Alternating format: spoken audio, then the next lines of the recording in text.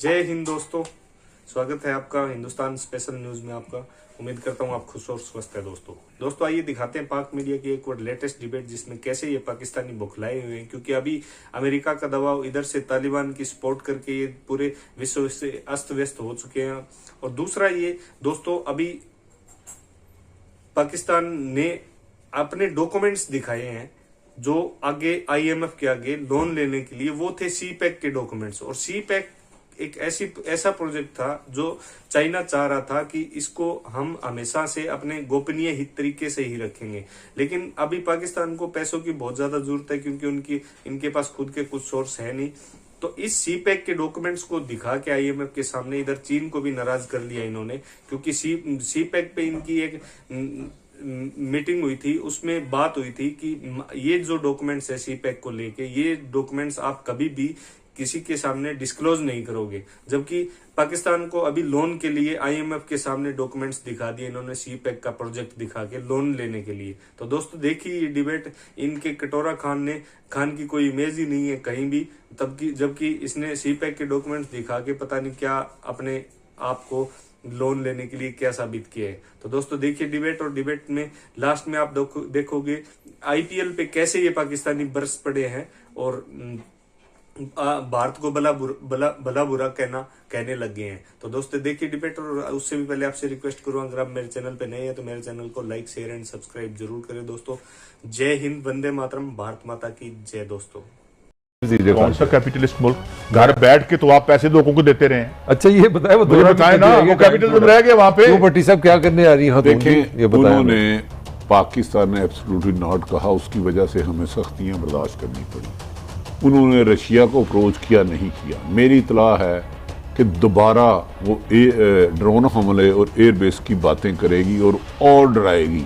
लेकिन इस सिलसिले में जो अच्छी बात है, सिविल और मिलिट्री इस्टेब्लिशमेंट इस बात पर मुतफिक है कि हमने अपने किए हुए फैसले वापस नहीं लेने, अपने मुल्की मुफाद में करने हैं।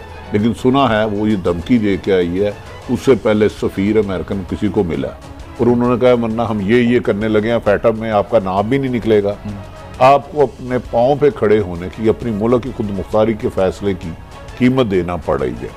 मेरी तो इतला आ रही है चंद दिनों में। अच्छा आपके पास क्या इतला है, वो क्या खबर क्या लेके आ रही है? मेरी तो यही इतला है कि वो डू मोर के है काम जो हम समझते हैं, जो एब्सोल्यूट नॉट वाला तो मुझे कोई किस्सा नजर नहीं आ रहा। सबसे पहले तो नेगेटिविटी यही है कि why she is coming from India. Reason is very simple, वो इसलिए इंडिया से आ रही है, पहले मामा थी इकट्ठी हो गई हैं इंडिया, और वो इंडियन पॉइंट ऑफ व्यू के साथ आ रही है। ये पॉइंट समझने वाला, she is coming from India, पहली बात।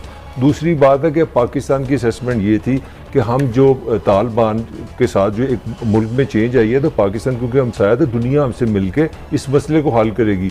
वो पाकिस्तान पे डंडा लेके आ रहे हैं कि ना तो तुमने इसको तस्लीम करना है और ना तुमने निगोशिएशन करनी है किसी के साथ। They want them to live in isolation. तो पाकिस्तान पे दबाव लेके आ रही है। वो जो हम कह रहे हैं, पता नहीं दबाव तो डाला हुआ यार, कदों साढ़े तो दबाव नहीं सी पर सबको ऐसा वक्त बताएं जब हम पे दबाव नहीं था। नहीं दबाव तो जब आपने IMF पे रहना, फिर सुन लेना मेरी बात, जब आपको पता हो आप पाकिस्तान चला रहे हैं, 173 का डॉलर है और आम शाम बंदा कह रहा है 180 पे एक महीने में जा रहा है, तो आपके सामने जब अमेरिकन गोरा आके बैठेगा, IMF आपको नजर नहीं आएगा, FATF अगर 2-3 सजाएं खत्म हो जाए और जमानतें हो जाए तो दबाव में कुछ कमी आ जाएगी। तो प्रोटोकॉल वैसे तो आप बड़े बांधते हैं, प्रोटोकॉल देखते हैं आपने क्या उसको देना है, शहाना प्रोटोकॉल। नहीं जी, प्रोटोकॉल भी हम देंगे, हम तो जाहिर है उन्हीं के माशाल्लाह करते रहे हैं। लेकिन मलिक साहब ये बताएं कि ये जो अमेरिका इंडिया में जो गंद पड़ा है बहुत ज्यादा, इसमें पाकिस्तानी एस्टेब्लिशमेंट को उसमें भी जो हाथ नहीं है कहीं?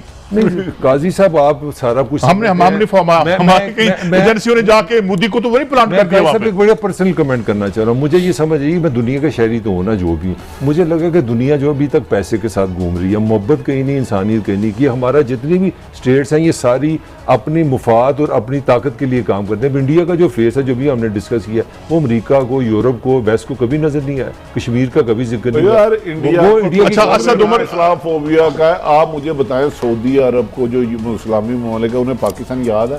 वो कर दे मदद। अच्छा असद उमर साहब के एक मैंने आपको सुनाया जी, क्या वो चीन के बारे में कह रहे हैं? हम एक IMF प्रोग्राम का हिस्सा हैं और तमाम इंफॉर्मेशन जो है, अगर आपको याद हो, जब IMF का प्रोग्राम शुरू हुआ था, उसके बिल्कुल शुरू में बहुत इसकी बात होती थी कि CPEC की इंफॉर्मेशन के बारे में, और उन्होंने हमसे वो इंफॉर्मेशन मांगी, हमने उनसे शेयर कर ली। ये तो IMF से प्रोग्राम से निकलना चाहते थे भट्टी साहब एक जमाने में। ये तो कह रहे थे सी पैक की इंफॉर्मेशन सीक्रेट है, वो किसी भी कीमत पे मुल्की मफाद में नहीं है। अब अचानक मफाद क्यों चेंज हो गया? सर ये कोई छोटी सी बात है, आपका एक मुल्क से एग्रीमेंट हुआ है, Agreement है। आपने वो सारा डाटा अमेरिकन को दे दी, आप IMF को सॉरी दे दिया, आपके वजीर खारजा मान इसके पीछे कोई गेम है? नहीं गेम नहीं है भट्टी साहब, असल में जो कल आपने कहा था ना, वो उसी बात को मैं दोबारा दोहरा देता हूँ। आपने कहा था कि जब सारी कंपनियां और सारा माल उधर निकलता है आपकी इशराफिया का, तो फिर ये आप मुल्की मफाद के हक में फैसले करेंगे या फिर अपनी कंपनियों के हक में फैसले करेंगे? well, मैं बाई एंड लॉर्ड किसी एक बंदे के हवाले से नहीं कह रहा। काजी साहब मुझे लग रहा है दुनिया बदलने जा रही है, कोई ना कोई बड़े दुनिया तो काम बदल रही है। शुरू हो रहे हैं। नहीं ठीक है। कोई सुपर पावर टकराव आगे होगा। नहीं टकराव तो होगा, मगर सवाल यह है कि हम क्या अपने अपने मफाद में कोई काम कर सकेंगे?